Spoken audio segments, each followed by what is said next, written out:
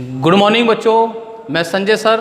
बेटा आज मैं आपको समांतर प्लेट संधारित्र की धारिता के लिए व्यंजक कैसे ज्ञात करते हैं, बेटा इस टॉपिक को आज मैं आपको पढ़ाऊंगा। ठीक है, ये आर्टिकल आज हमारा होगा, बहुत ही इम्पोर्टेंट आर्टिकल है बेटा आज का हमारा। इस आर्टिकल को आप बहुत अच्छे से देखना और बहुत अच्छे से तैयार भी कर लेना इसको अपनी कॉपी में लिख कर, यानी कि नोटबुक में लिख कर बेटा। ठीक है, तो बेटा दोबारा से बता देता हूँ कि कक्षा 12 की भौतिक विज्ञान में जो हमारा चैप्टर चल रहा था 4 था वैद्युत धारिता। तो वैद्युत धारिता में जो आज का टॉपिक है समांतर प्लेट संधारित्र की धारिता के लिए व्यंजक प्राप्त करना किस प्रकार से हम करेंगे, इसको हम समझाते हैं। बेटा अगर आपने हमारे चैनल को सब्सक्राइब नहीं किया तो सब्सक्राइब जरूर कर दें और उसके पास में बेल आइकन का बटन दिखाई देगा, उसको भी जरूर दबा दें। ठीक, और बेटा हमारे इस वीडियो को लाइक भी जरूर कर दें और कमेंट करना और ज़्यादा से ज़्यादा इस वीडियो को शेयर करना। ठीक है बेटा, तो बेटा अब देखिए किस प्रकार से समांतर प्लेट संधारित्र बनता है। ये मैंने आपको अपनी पिछली वीडियो में बताया था कि किस प्रकार से बनाते हैं। एक बार मैं दोबारा से समझा देता हूँ थोड़ा। ठीक है बेटा, इसका डायग्राम बनाएंगे तो डायग्राम को बनाते बनाते मैं समझाता हूँ। दो प्लेटें हैं, ये कैसी हैं, दो चालक प्लेटें हैं बेटा। इन दोनों चालक प्लेटों को एक दूसरे के समांतर हमने रखा है। ठीक, ये प्लेट x है और ये y है, यानी कि x और y दो चालक प्लेटें हैं। उन दोनों चालक प्लेटों को हमने एक दूसरे के समांतर रख दिया। ठीक है बेटा, अब पहली जो प्लेट है हमारी x, इसको हमने प्लस का क्यू चार्ज दिया। क्या दिया हमने? प्लस का क्यू चार्ज। तो इस पे ये प्लस का क्यू चार्ज इस प्रकार से इसके पृष्ठ पर वितरित हो जाता है। ठीक है बेटा, अब इस प्लेट के प्रेरण के कारण इस प्लेट पर नेगेटिव चार्ज आ जाएगा। लेकिन कब आएगा इस पर नेगेटिव चार्ज? जब इस प्लेट को हम पृथ्वी से क्या कर देते हैं, संबंधित कर देते हैं, यानी कि पृथ्वी से हम इसको जोड़ देते हैं बेटा, पृथ्वी से अर्थिंग कर देते हैं। ठीक है, जब भी हम पृथ्वी से जोड़ते हैं किसी प्लेट को, क्या करते हैं, उसका अर्थिंग कर देते हैं। जैसे गाँवों में लाइट जलाते हैं आप, तो लाइट कैसे जलाते हैं आप? एक गर्म तार डाला आपने, कटवा डाल दिया, ठीक है नहीं, और उस तार को ले जाके आपने क्या करा, एक सरिया गाड़ दिया ज़मीन में, उसमें एक तार बांधा, एक तार तो उसका ले लिया हमने सरिये का, ठीक है, और एक तार जो हमने उसमें कटवा डाल रखा था उसका ले लिया। और बल्ब में जब दोनों तार को लगाएंगे तो बल्ब जल जाता है। ठीक है नहीं, ऐसे ही होता है ना। और जब वो ज़मीन सूख जाती है तो आपने देखा होगा उसको नमी की ज़रूरत पड़ती है। अर्थिंग के लिए किसकी ज़रूरत पड़ती है? नमी की। तो आप क्या करते हैं, वहाँ पर जब वो सूख जाता है सरिया, तो वहाँ पर उस ज़मीन में जहाँ पर सरिया गड़ा हुआ है नमक डालते हैं और पानी डाल देते हैं। तो पानी डालने पर उसकी जो पावर है वो बढ़ जाती है, अर्थात हम देखते हैं कि बल्ब जो है वो ज़्यादा तेज़ जलने लगता है बेटा। ठीक है, वही अर्थिंग है। इसी प्रकार से हमने यहाँ पर अर्थिंग कर दी है। ठीक है, ये समांतर प्लेट, अब ये जो इस प्रकार का संधारित्र बनकर तैयार हुआ, इसे ही कहेंगे समांतर प्लेट संधारित्र।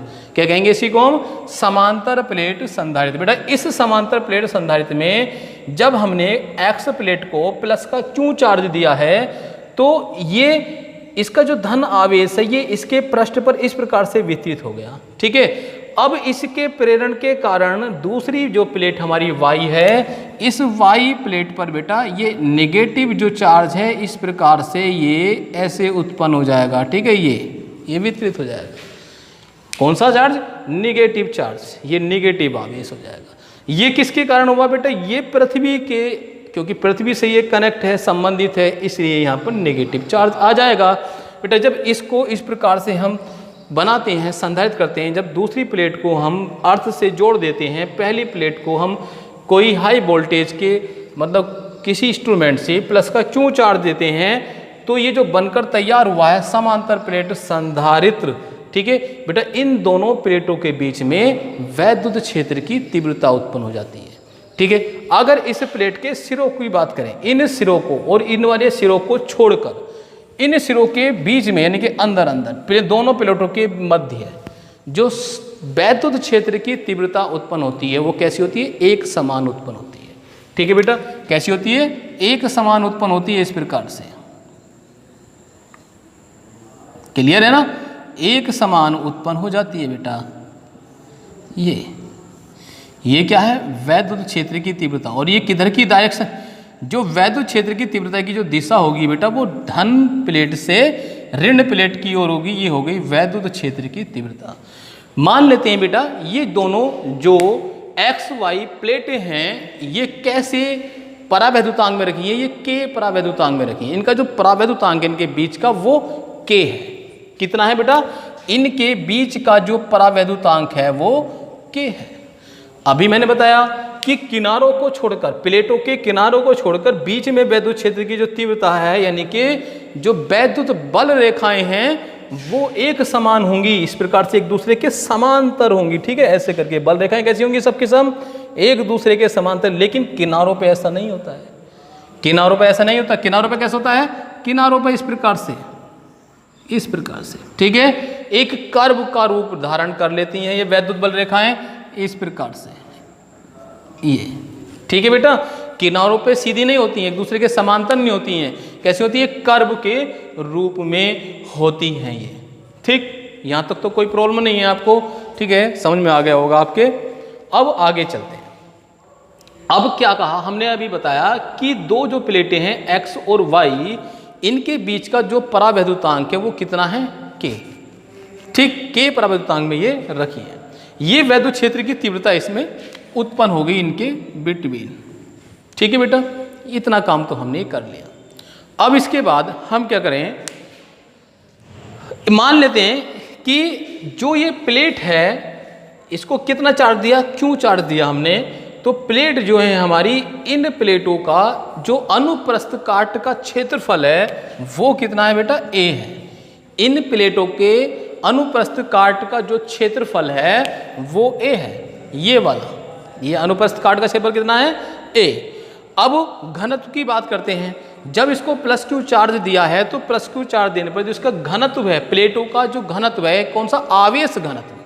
तो प्लेटों को प्लस क्यू चार्ज देने पर उसका आवेश घनत्व, आवेश घनत्व बेटा क्या? आवेश घनत्व माना क्या है? सिग्मा। पहली प्लेट का देखो, पहली प्लेट पर प्लस का क्यू चार्ज है तो इसका आवेश घनत्व कितना हो गया? प्लस का सिग्मा। ठीक है बेटा, और दूसरी प्लेट का कितना हो जाएगा? माइनस का सिग्मा। ठीक है, दोनों का है ना अनुप्रस्थ काट का क्षेत्रफल, तो इसका अनुप्रस्थ काट का क्षेत्रफल है, इसका भी अनुप्रस्थ काट का क्षेत्रफल है, क्योंकि दोनों कैसे रखी हैं? समांतर रखी हैं और समान अनुप्रस्थ काट के क्षेत्रफल की ये दोनों प्लेटें हैं। ठीक है, अब बेटा आवेश घनत्व की बात कर रहे हैं, तो आवेश घनत्व किसकी बात करेंगे हम? पहले बिंदु की बात करें तो पहली प्लेट यानी कि एक्स प्लेट पर, किस पर बेटा? एक्स प्लेट पर आवेश घनत्व होगा प्लस का सिग्मा। और दूसरा नंबर वाई प्लेट पर, जो वाई प्लेट है, वाई प्लेट पर आवेश घनत्व होगा, कितना होगा आवेश घनत्व बेटा? आवेश घनत्व होगा बराबर माइनस का सिग्मा। ठीक है बेटा, माइनस का सिग्मा। परंतु हमें पता है, क्या पता है बेटा? कि प्लस का क्यों है यहाँ भी और वहाँ भी क्यों है, तो आवेश तो बराबर है ना, मतलब एक प्लस है और एक नेगेटिव है, लेकिन दोनों कैसे हैं? बराबर। ये आपको समांतर प्लेट संधारित्र का जो सिद्धांत था उस सिद्धांत में हमने बताया था बेटा। हमारी पिछली वीडियो में जाकर आप उसको समझ सकते हैं कि कैसे है। तो जो सिग्मा है वो बेटा, सिग्मा इज इक्वल टू होता है वो क्यू अपॉन, ठीक है, क्यू अपॉन, और कितने एरिया पर ये जो क्यू है वो वितरित हो रहा है? ए पर। कितना है? ए। सिग्मा बराबर क्यू बटे ए, ये आवेश घनत्व होता है। ठीक है बेटा, ये तो हमने यहाँ पर आवेश घनत्व निकाल लिया। ठीक, अब एक्स जो प्लेट है हमारी, ठीक है, एक्स प्लेट है और दूसरी कौन सी है? Plate Y.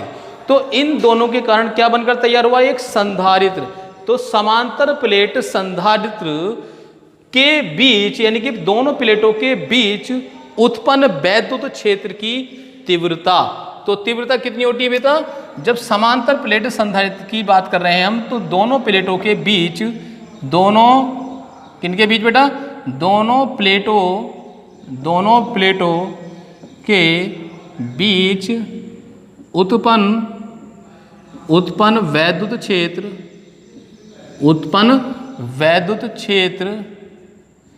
की तीव्रता, वैद्युत क्षेत्र की तीव्रता बेटा कितनी उत्पन्न होगी? E इज इक्वल टू, ई बराबर, ठीक है बेटा, कितनी होगी? E बराबर, देखो परावैद्युतांक कितना है? K है, तो ये होगा सिग्मा अपॉन के ए। ठीक है, ये सूत्र होता है। ठीक, ये हमने पीछे पढ़ा था विभव वाले चैप्टर में, वहाँ पर वैद्युत क्षेत्र की तीव्रता जब हमने निकाली थी, जब वितरण कर रहे थे हम, आवेशों का वितरण पढ़ा था, तो आवेशों के वितरण में हमने ये चीज़ ज्ञात की थी। तो E इक्वल टू कितना होता है, सिग्मा बटे के। तो जो सिग्मा बटे, सॉरी, अब देखो क्या है, दोनों प्लेटों के बीच उत्पन्न वैद्युत क्षेत्र की तीव्रता, बेटा वैद्युत क्षेत्र की तीव्रता क्या है यहाँ पर, E इक्वल टू सिग्मा बटे के एप्सिलॉन 0। कितनी है, सिग्मा बटे के एप्सिलॉन 0। ये क्या है, वैद्युतशीलता। ठीक है, समांतर प्लेट संधारित्र की क्या है, ये वैद्युतशीलता है।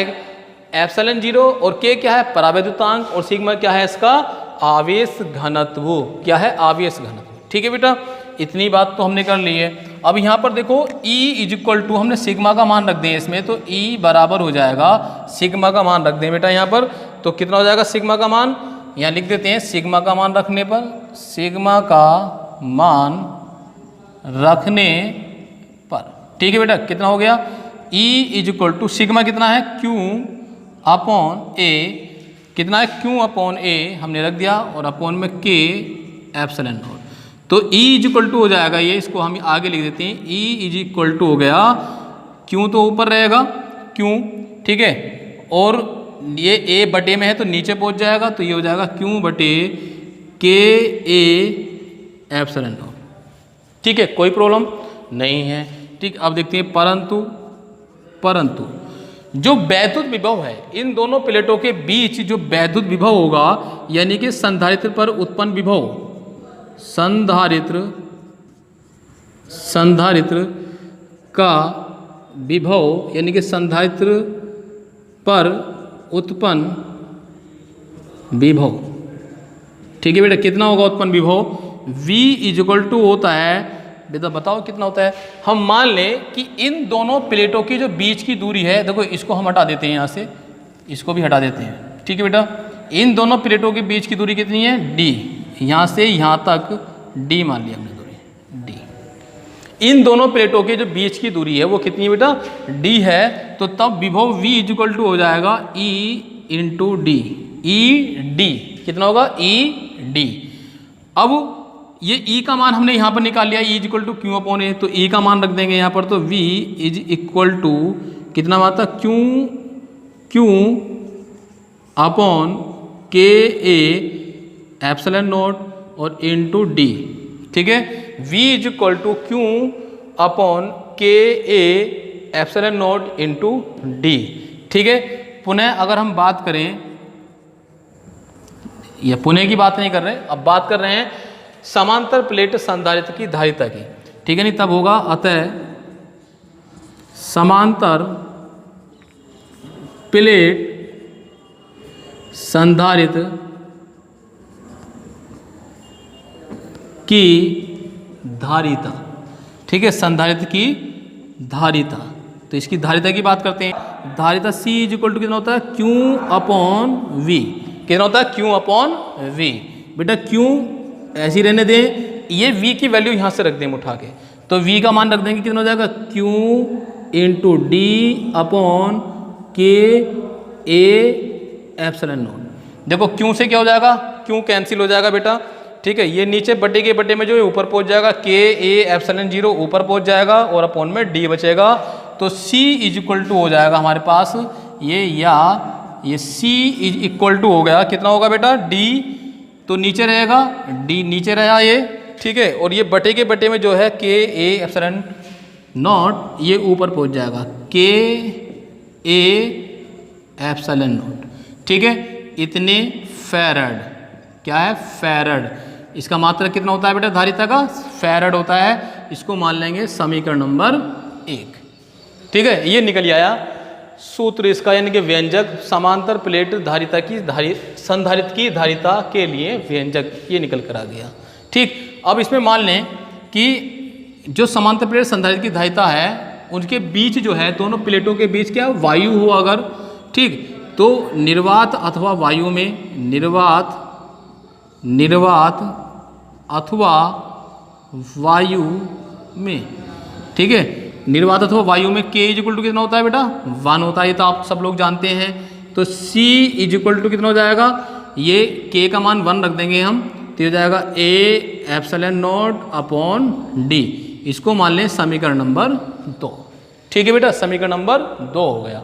अब इसको हमने, ये जो हमने लिखा है K बराबर इतना, तो अब ये वायु में, वायु के लिए धारिता होगी ये, ठीक है नहीं, जो वायु में रखा समांतर प्लेट संधारित है उसकी धारिता होगी ये। तो इसको हम लिख देंगे यहाँ पर, क्या लिखेंगे कि वायु में रखे समांतर प्लेट, एक हमने देखा निर्वात अथवा वायु में K इक्वल टू कितना है 1, यानी कि प्लेटों के बीच कितना है वायु है। निर्वात अथवा वायु में K इक्वल टू कितना है 1, तो तब क्या हो जाएगा कि समांतर प्लेट वायु संधारित्र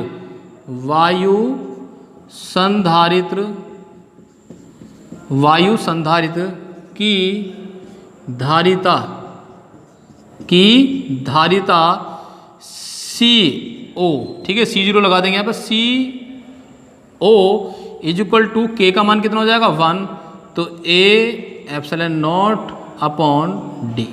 इसको मान लेंगे समीकरण नंबर 2 बेटा। ठीक है, अब क्या करेंगे, समीकरण नंबर 1 को 2 से भाग कर देंगे, तो समीकरण नंबर 1 क्या करेंगे, भाग कर देंगे किससे, समीकरण नंबर 2 से। ठीक है, भाग कर दिया तो कितना होगा, देखो ये तो जाएगा C ऊपर, नीचे हो जाएगा C बटे C0 CO, और ऊपर कितना हो जाएगा K और A एप्सिलॉन नॉट, और देखो बटे में D है तो D ये आ गया गुणा, ये बटे की चीज़ यहाँ पर लिखेंगे तो ये पलट जाएगा D ऊपर और A एप्सिलॉन नॉट ऐसे। ठीक है, D से D कट गया, A एप्सिलॉन नॉट से ये कट गया, कितना बच गया K, तो बच गया C बटे C0 is equal to K। ठीक है बेटा, ये एक रिलेशन निकल आया। क्या निकल आया है कि ये रिलेशन निकल कर आ गया हमारे सामने कि C बटे CO is equal to K।